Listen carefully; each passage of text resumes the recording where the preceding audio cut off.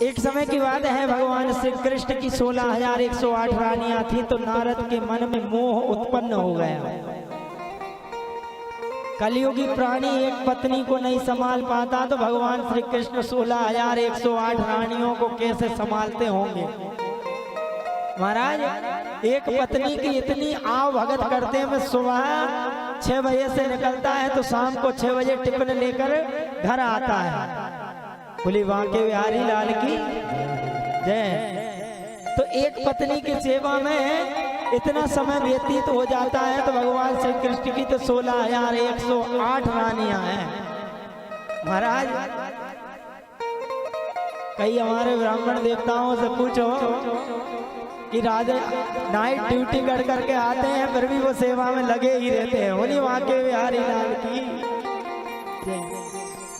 महाराज, 16,108 पटरानियां। नारद जी ने मोह कर दिया, मन में आ गई कि भगवान श्री कृष्ण प्रत्येक रानी के साथ कितना समय व्यतीत करते होंगे, ये तो जाकर देखो। तो भगवान श्री कृष्ण की परीक्षा लेने के लिए नारद जी गए हैं। महाराज, बोली बांके बिहारी लाल की जय। जब गए हैं तो नारद जी भगवान श्री कृष्ण और रुक्मणी के कक्ष में गए। तो वहां माता रुक्मणी भगवान श्री कृष्ण के पैर दबा रही हैं। फिर नारद जी ने भगवान श्री कृष्ण को प्रणाम किया और प्रणाम कर कर मित्र वृंदा के कक्ष में गए। तो वहां भगवान श्री कृष्ण को मित्र वृंदा भोजन करा रही है। अरे जामवती के कक्ष में गए तो वहां जामवती के पास भगवान श्री कृष्ण उनकी गोद में सर रखकर सोए हुए थे। महाराज, नारद जी का मोह भंग हो गया। कहने लगे, नारद, प्रत्येक पटरानियों के पास आ रहे हो, क्या बात है? अभी तो तुमने मेरे दर्शन किए थे। हैं? अरे वैसी नजर तो बनाओ कि हरि व्यापक सर्वत्र समाना, जहां देखोगे वहां मुझे पाओगे। अपने ज्ञान के चक्षु खोलकर तो देखो, जिस जीव में देखोगे वहां मुझे पाओगे। नारद जी से ये कहा। नारद के मोह का नाश किया है मेरे गोविंद ने, और हमें ये शिक्षा दी है कि हरि व्यापक सर्वत्र समाना। हरि व्यापक सर्वत्र समाना। हरि व्यापक सर्वत्र समाना। हरि व्यापक सर्वत्र समाना। हरि व्यापक सर्वत्र समाना। हरि व्यापक पत्र समाना। प्रेम प्रकट होई मैं जाना। प्रेम प्रकट होई मैं जाना। प्रेम प्रकट होई मैं जाना। हो प्रेम प्रकट होई मैं जाना। हरि व्यापक सर्वत्र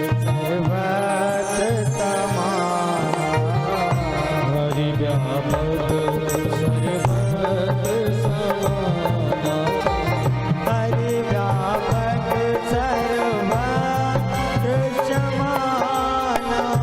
हरि व्यापक सर्वत्र समाना।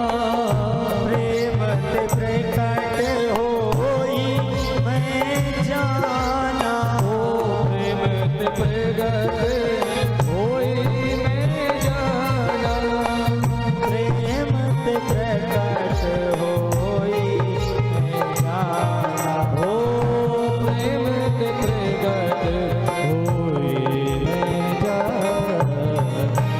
महाराज, जहाँ प्रभु को देखोगे वहीं नजर आएंगे। हरि व्यापक सर्वत्र समाना। नारद जी के मोह का त्याग कर दिया महाराज। एक समय की बात है, 5 पांडवों के यहाँ गए। 5 पांडवों ने एक राष्ट्रीय यज्ञ किया। उस यज्ञ में महाराज भगवान श्री कृष्ण ने, उनकी एक बुआ है जिनका एक पुत्र था जिसका नाम था शिशुपाल। वह शिशुपाल भी उस यज्ञ में आया हुआ था। महाराज कभी भी कोई भी भगवान का कार्य हो वह एक व्यक्ति से नहीं संभलता। जब 4 व्यक्तियों का आश्रय मिलता है, जनता जनार्दन के स्वरूप में है, जब भगवान का आशीर्वाद मिलता है तभी कोई कार्य पूर्ण होता है। आज मेरे गोविंद पांडवों के यहाँ गए हैं यज्ञ को संभलवाने के लिए कि अगर किसी भी प्रकार की कोई दिक्कत हो ना तो हम जाकर उस कार्य को पूर्ण करवाएंगे। बोलिए वहां के बिहारी लाल की जय। महाराज भिक्षा लेने के लिए गए यज्ञ की। जरासंध नाम का एक राक्षस था। महाराज जरासंध के यहाँ मेरे गोविंद ब्राह्मणों का रूप धारण करके गए, भीम भी गए। जरासंध के पास जाकर कहने लगे कि हम यज्ञ का आयोजन कर रहे हैं, हमारे लिए भिक्षा दो। तब महाराज भिक्षा मांगी तो जरासंध भगवान श्री कृष्ण के स्वरूप को पहचान गया। कहने लगे ये छलिया है, ये भिक्षा लेने तो आया है।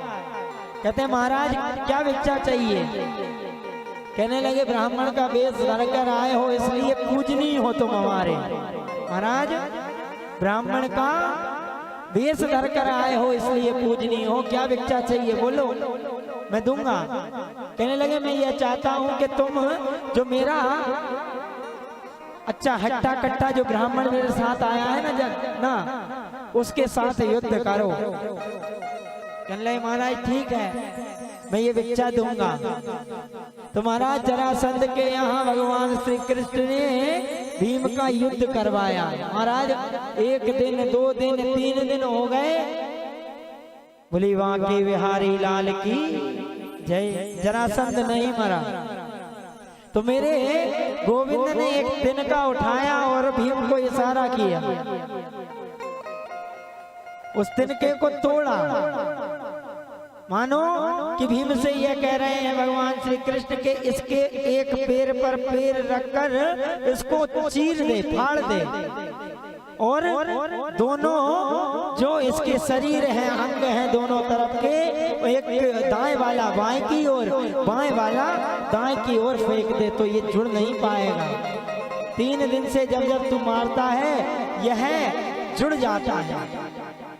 इसे ये वरदान था, अमर तत्व का वरदान था कि जब तक इसका खंडन विपरीत दिशा में ना हो तब तक इसकी मृत्यु नहीं होगी। महाराज मांगन गए सो मरी गए, सो मांगन जाही उनते पहले वो मरे जिनके मुख निकसत नाई। महाराज यहाँ तो बहुत कुछ कहा है दान के विषय में। अगर हम कहें तो आप ये कहोगे कि ब्राह्मण देवता मांगने बैठ गए, 7वां दिन है। बोलिए वहां के बिहारी लाल की जय। महाराज जब जरासंध का वध कराया मेरे गोविंद ने तो यहाँ आए पांडवों के यहाँ। समस्त पांडव बैठे हुए हैं, समस्त राजागण बैठे हुए हैं उस सभा में। यज्ञ की व्यवस्था के विषय में जानकारी सबको दे रहे हैं कि यज्ञ ऐसा होना है। पहले दिन कलश यात्रा निकलेगी, फिर महाराज हवन कुंड बनेंगे, हवन कुंड बनने के बाद ये व्यवस्था इनको संभालनी है। तो महाराज सभी को व्यवस्था दे रहे थे।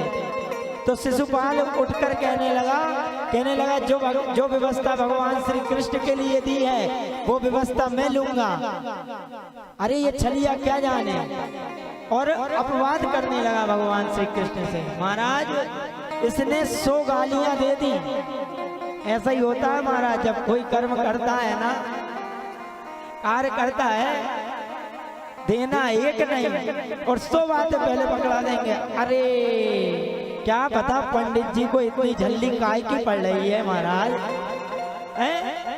कथा करवानी है, इतनी उतावली किस बात की? अरे ब्राह्मण को उतावली नहीं होगी, संतों को उतावली नहीं होगी तो भक्तगणों का उद्धार कैसे होगा महाराज। बोलिए वहां के बिहारी लाल की जय। निर्मल जन मन सो में ही पाया, मोहे कपट छल छिद्र न भावा। कपट छल और छिद्र का त्याग कर कर अगर भगवान के पास जाओगे तो मेरे गोविंद उद्धार कर देंगे।